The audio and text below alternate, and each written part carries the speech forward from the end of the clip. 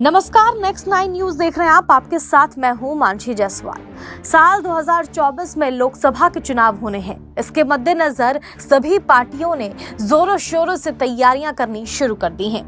Congress party की बात की जाए तो राहुल गांधी लगातार भारतीय जनता पार्टी पर हमलावर होते हुए नजर आ रहे हैं। वहीं बीजेपी भी अलर्ट मोड पर है। बीजेपी राहुल गांधी पर हमला बोलने का कोई मौका नहीं छोड़ रही है। कांग्रेस पार्टी के नेता रणदीप सुरजेवाला ने भारतीय जनता पार्टी और पीएम नरेंद्र मोदी से कई सवाल किए हैं। प्रेस कॉन्फ्रेंस में उन्होंने भारतीय जनता पार्टी पर हमला बोलते हुए क्या कुछ कहा है, सुनिए। सिद्धारमैया साहब ने, डीके शिव कुमार साहब ने आपको बताया, कांग्रेस चुनाव समिति ने एक बार फिर बहुत सारी सीटों पर तफसील से चर्चा की।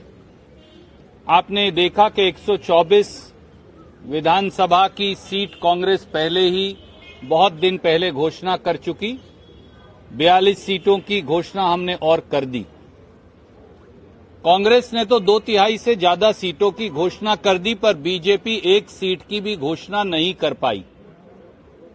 क्या हम जेपी नड्डा जी से पूछ सकते हैं, नड्डा साहब आपको किस बात का डर सताता है?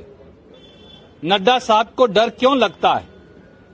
क्या इसलिए कि बोम्मई जी और नड्डा साहब और मोदी जी और अमित शाह जी जानते हैं कि भाजपा ने सीट घोषित की और भाजपा में भगदड़ मची। भगदड़ के डर से वो सीट अनाउंस करने से डर रहे हैं। नड्डा साहब डरिए मत, क्योंकि 40% कमीशन के भ्रष्टाचार का सच तो 6.5 करोड़ से अधिक कर्नाटका के हमारे भाई बहन जान चुके हैं। और कब तक आप खैर मनाएंगे? मुख्यमंत्री कहते हैं मैं अपनी सीट से नहीं लड़ूंगा, मुझे दूसरी सीट दे दीजिए।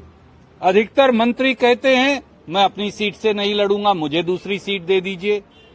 भैया, अगर आपके पास लड़ने वाले उम्मीदवार बचे ही नहीं हैं तो कुछ फिल्म स्टार भर्ती करो, उनको टिकट दो। कुछ फिल्म एक्ट्रेसेस भर्ती करो, शायद आपकी बात बन जाए। शायद इसी वजह से आप सीट अनाउंस नहीं कर रहे। और दूसरा महत्वपूर्ण मुद्दा जो आप दोनों ने उठाया, फेडरलिज्म, संघीय ढांचा जो इस देश में है, उस पर कोई आक्रमण नहीं कर सकता। भारतीय जनता पार्टी की महाराष्ट्र की नाजायज सरकार ने, क्योंकि वो वोट से चुनी हुई सरकार नहीं, वो भगोड़ों को इकट्ठा करके बनाई हुई शिंदे सरकार है, तो भाजपा की भगोड़ी महाराष्ट्र सरकार ने अपनी एक स्कीम कर्नाटक के 500 और 600 गांव के अंदर लागू कर दी और 94 करोड़ रुपया आवंटित भी कर दिए। हम ये सवाल पूछते हैं मोदी जी और अमित शाह जी से, क्या आप इस देश में सिविल वॉर करवाना चाहते हैं?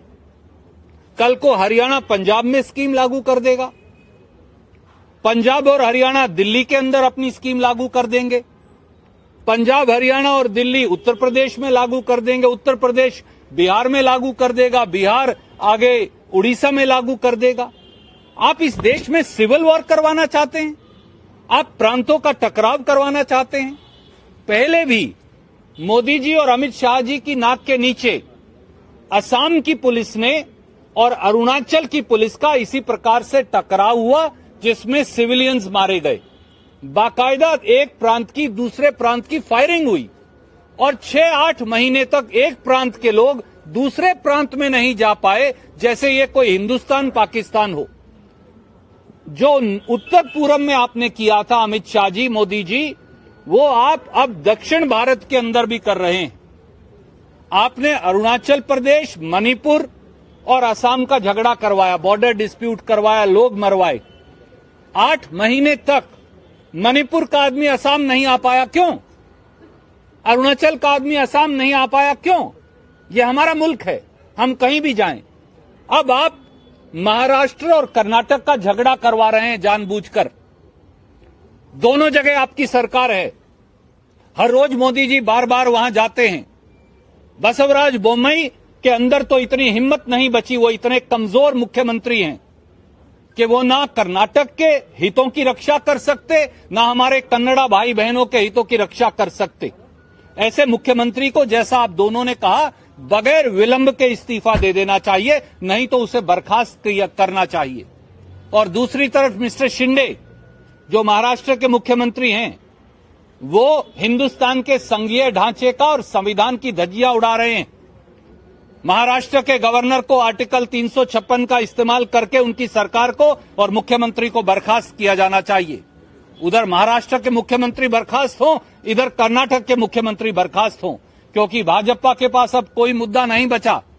उन्होंने सारे हथकंडे अपना लिए। हिंदू मुसलमान, शमशान, कब्रिस्तान, जातियों का टकराव, SC ST का टकराव, लिंगायत वोका लीगा का टकराव, अब कुछ नहीं बचा तो अब प्रांतों का टकराव करवा रहे हैं। केवल और केवल तोड़ने की ये नीति है। जब उनके पास सब खत्म हो गया तो अब वो चाहते हैं कि महाराष्ट्र और कर्नाटक का टकराव हो, लोग आपस में मरें, पुलिस एक दूसरे पर गोली चलाएं और ये रोटियां सेके। हम ऐसा नहीं होने देंगे, क्योंकि भारतीय राष्ट्रीय कांग्रेस अभी जिंदा है। सिद्धारमैया जी, DK शिव कुमार जी के नेतृत्व में संघीय ढांचे का उल्लंघन जो महाराष्ट्र द्वारा किया जा रहा है, उसके खिलाफ हम निर्णायक लड़ाई लड़ेंगे। और हम मांग करते हैं, प्रधानमंत्री वापस ना आए कर्नाटक, अमित शाह जी वापस मत आइएगा कर्नाटक, या तो शिंदे को बर्खास्त करिए और इधर बोम्मई जी का इस्तीफा लीजिए, और नहीं तो कर्नाटक मत आइएगा चुनाव का प्रचार करने, क्योंकि कर्नाटक के लोग आपको माफ नहीं करेंगे। तो सुना आपने रणदीप सुरजेवाला का बयान। अब इस बयान पर बीजेपी की तरफ से क्या कुछ प्रतिक्रिया सामने आती है, ये आने वाले समय में देखना होगा। फिलहाल इस खबर में बस इतना ही। देश और दुनिया की तमाम बड़ी खबरों के लिए देखते रहिए Next 9 न्यूज।